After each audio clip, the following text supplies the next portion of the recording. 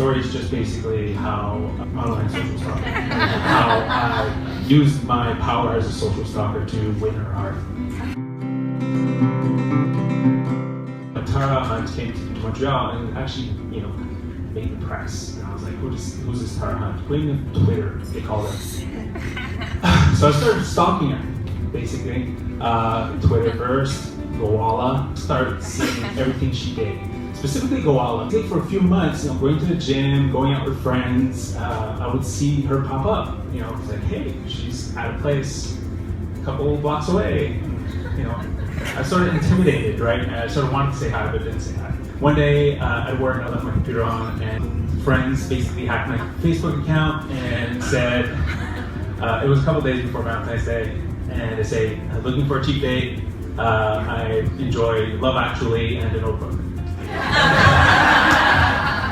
Lots of friends like that, a lot of friends made a lot of comments, and I was like, okay, fine. I'll admit, yes, I do like Love Actually.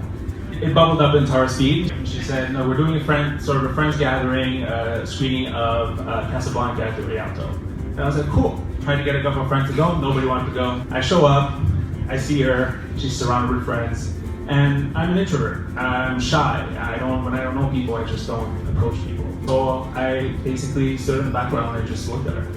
And there was a point in the night where I was at the bar getting a drink, and she literally she was here. And I just froze and just didn't do anything. It was just such an awe. And I left. That was the first time I saw Casablanca, so I only saw half Casablanca. I don't know what half the time. I followed up with her a couple weeks later, and I had tickets to a dish crawl. It's sort of like a pub crawl, but you do about 4 restaurants.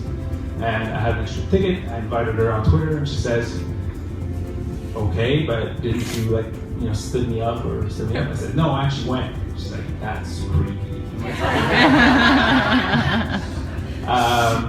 But she said yes, so cool. We went on that date, and it actually turned out to be a really great date. And when the date was over, and again being very humble and very sort of not expecting much of it, it says, cool, I hope we get to do this again. And she gave me this sort of very disappointed look. She's like, be bold. And I was like, all right. Up for a follow-up date, and the follow-up date was actually pretty cool. It was a around town date where we would check in, and then basically every time she'd check in, she'd get a personal message from me.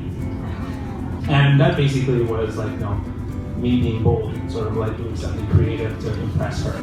That basically won her heart at that date. I basically sealed the deal.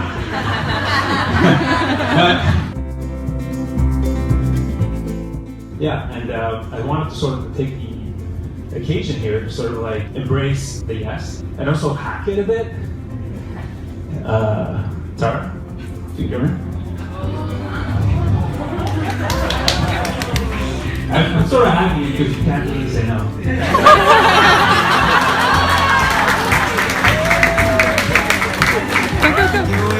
Yeah!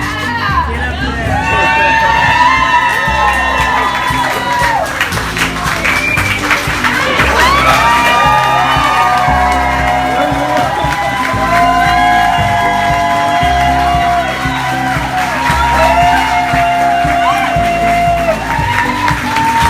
Really nice.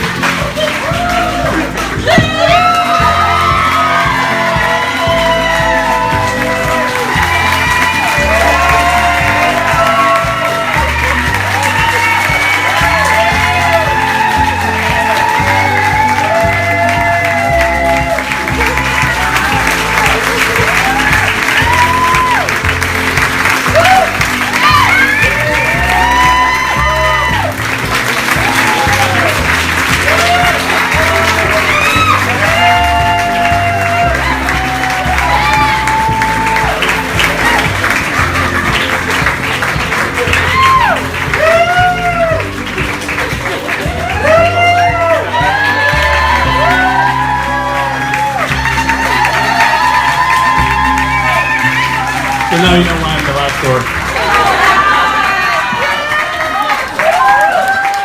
She said yes! Sufficiently bold.